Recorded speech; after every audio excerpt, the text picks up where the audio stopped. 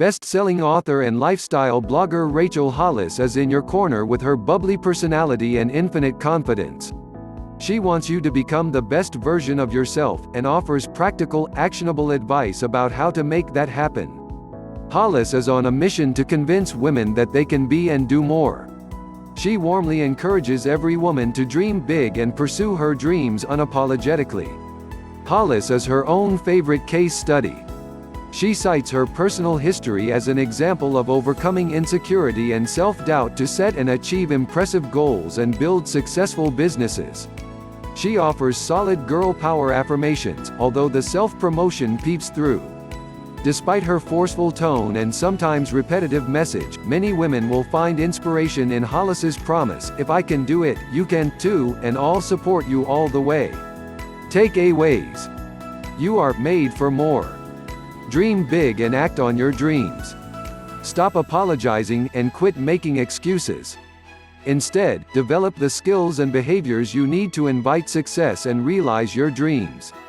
Excuses are justifications or false beliefs about yourself that block achieving your goals. As commander-in-chief of your schedule, make time to pursue your goals.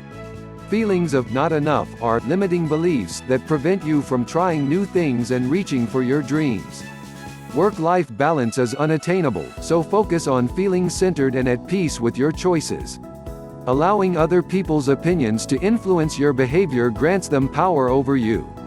Adopt constructive behaviors such as healthy lifestyle habits, an organized personal space, and the ability to say no. To feel more confident, improve your appearance, your actions, and your social circle. Life is hard. React to obstacles and roadblocks with a positive attitude. Summary. You're made for more. Society judges women in relation to how well they serve the people around them.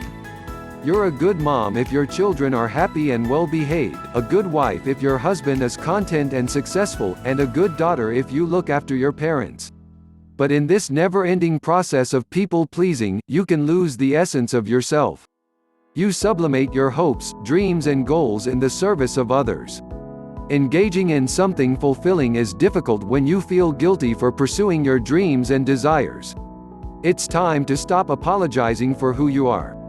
It's time to become who you were meant to be. Dream big, and act on your dreams. Whether you want to train for a road race, start a business, or go back to school, you have every right to develop your full potential. Best-selling author and lifestyle influencer Rachel Hollis knows about setting and achieving audacious goals. She overcame childhood trauma to build a multi-million-dollar company, growing from an overweight, insecure teenager into a healthy marathoner, and evolving from a desperate people-pleaser to a confident wife and mother. If we weren't afraid of ourselves, we wouldn't spend so much time apologizing constantly for who we are, what we want out of life, and the time required for us to pursue both. Hollis stopped apologizing and making excuses. Instead, she developed behaviors that invited success and learned the skills she needed to realize her dream. Stop living a double life. Hollis started a blog while running a successful event planning business in Los Angeles. At first, she posted everything online, including what she ate for dinner. Her posts became more engaging and professional, and she gained followers. As the blog's popularity grew, she received offers for speaking engagements and product placements. The blog attracted fans and built revenue. In less than 2 years, it became Hollis's full-time job. With more than 1 million followers, she established herself as a social media influencer. If I could tell you anything, if I could convince you to believe it, it's that you were made for more. Like many women, Hollis kept quiet about her hard-won success because she feared other people's judgment. Her feelings of shame about being a working mom made her double her efforts to be the perfect wife and mother. The stress of living a double life brought on anxiety attacks. In 2015, Hollis attended a conference that helped her realize that she had deeply embedded expectations about a woman's role that were stifling her true nature. She learned to take pride in her accomplishments, believe in her abilities, and pursue her biggest dreams. Now she focuses on becoming her best self. And she says you can do the same. You have time. If you have dreams, then you have goals. Once you identify a goal, develop a plan to get there.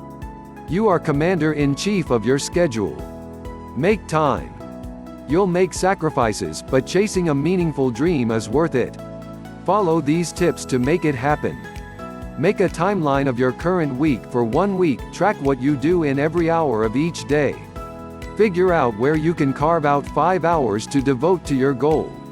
Treat your 5 to strive hours as sacred, no matter what. Don't let anything divert you from working on your goal during those designated hours. Make sure your minimum hours are your best hours. If you work best in the morning, slot your goal hours then. If you're a night owl, work at night. Plan your schedule weekly. You may have to move your goal hours around depending on your family's schedule. Move them, but don't give them up. You are enough. Not feeling you are good enough is a common insecurity for women. It can hold you back from trying new things and reaching for your dreams.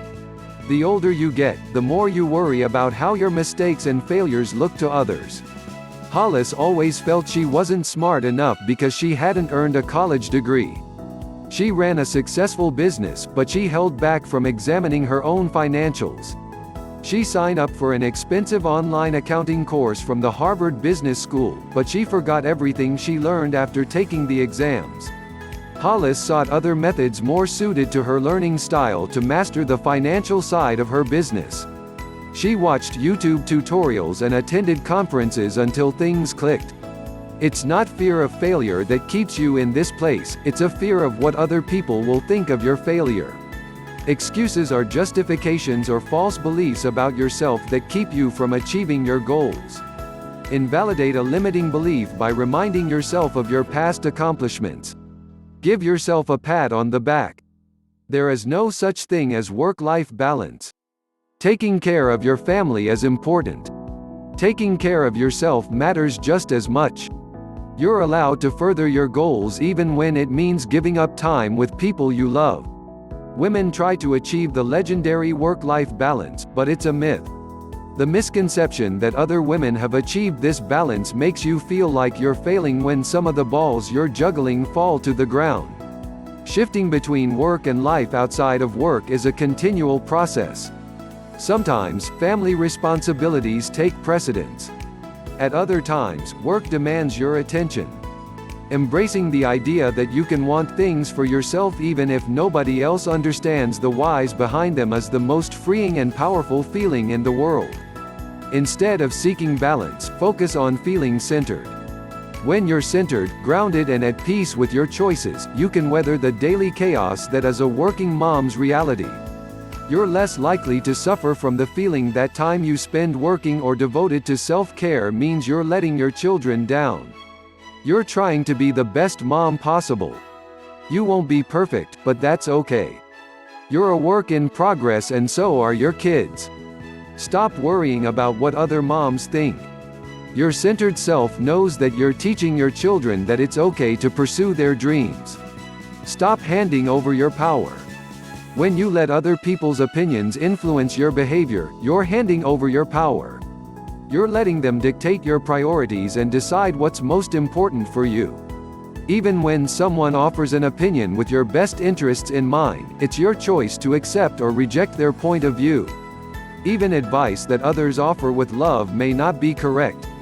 If the purpose of an opinion is to hurt you, belittle your efforts or keep you down, reject it outright, even if it comes from someone close to you. I found success when I learned to focus, and focus requires choosing one thing. Other destructive opinions stem from imagination and hearsay. You project your insecurities onto another person's actions. Assuming that someone has a negative opinion about you without proof is a manifestation of self-doubt. Recognize this behavior so that other people's negative opinions, real or imagined, lose their power. Behave like a boss. You choose your behaviors, though they often become so habituated they seem like a permanent part of your makeup. You control how you behave. Discard behaviors that work against you and adopt those that help you achieve your dreams. Productive behaviors facilitate success and bring you closer to your goals. Gaining confidence from your appearance isn't about having a specific style. Gaining confidence from the way you look is about having a personal style. If you've grown up in a patriarchal society, your images of authority figures are male. It may be a reflex to ask permission and approval from the men in your life, whether they're bosses or family members. Recognize this behavior to understand that you don't need someone else to endorse your choices. You're allowed to be you. Society tends to raise boys to go after what they want and tends to raise girls to go after the boys. I'm here to tell you that it doesn't matter what society thinks about you and your dreams. No one calls male leaders boy bosses. Lawyers aren't boy lawyers and doctors aren't boy doctors. Yet, the term girl boss has a prominent place in the vernacular, and women often perpetuate it. Such qualifying terms diminish a woman's achievements and set a bad example for young women. 10-10-1. If you have dozens of goals, but aren't working on any of them consistently, then they're not dreams, they're ideas. Women often pick at their goals, doing a little bit here and a little bit there. If you are serious about turning your dreams into reality, select one goal and make it the focus of your efforts. A goal is a dream with its work boots on. If you're the smartest person in the room, you're in the wrong room. Choose your goal by using the 10-10-1 method. Imagine it's 10 years in the future and you've achieved your most desired goals. Write down what these goals are. Be specific. What does your day look like, where do you eat, and what vacations do you take? Identify the 10 dreams that have come true as you live your best future life. Are you financially secure, running a business, or living by the ocean? Choose one goal from the 10 to work on now. Be specific, think about how you will assess your progress. For example, instead of setting the goal of being more fiscally responsible, commit to saving $5,000. There are 100 ways to learn to swim and one very easy way to drown, and that is by being unwilling to admit you're drowning in the first place. Ask for help when you need it. Being self-made is a fairy tale. The accomplished women you see and admire have assistants, housekeepers, and nannies.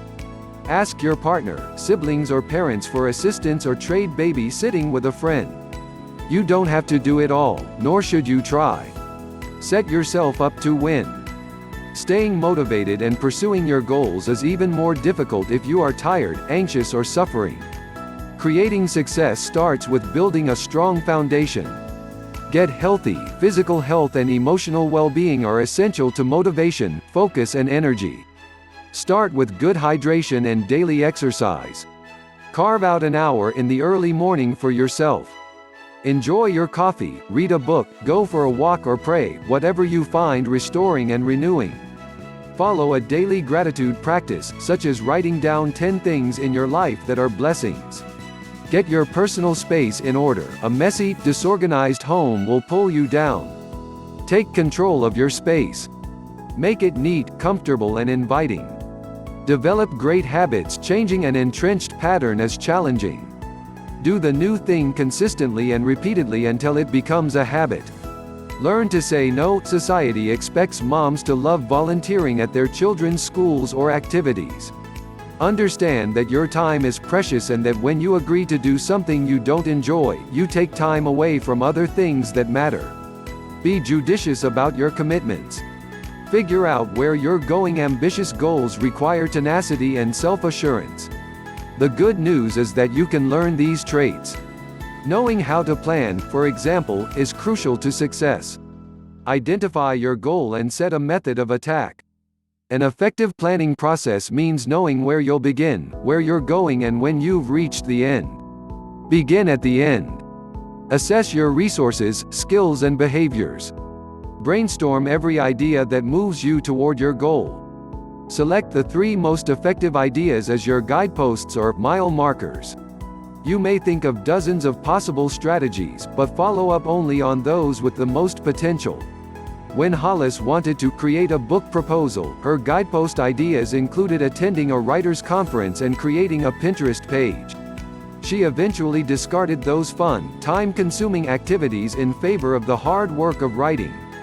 Struggles don't mean you're weak, they mean you're human. Your inexperience doesn't mean you won't succeed, it just means you haven't yet. Don't take detours. Stay on course. When you're facing hard work, it's easy to get sidetracked. Your fingers itch for Instagram. Such time wasters are detours around your mile markers and guideposts.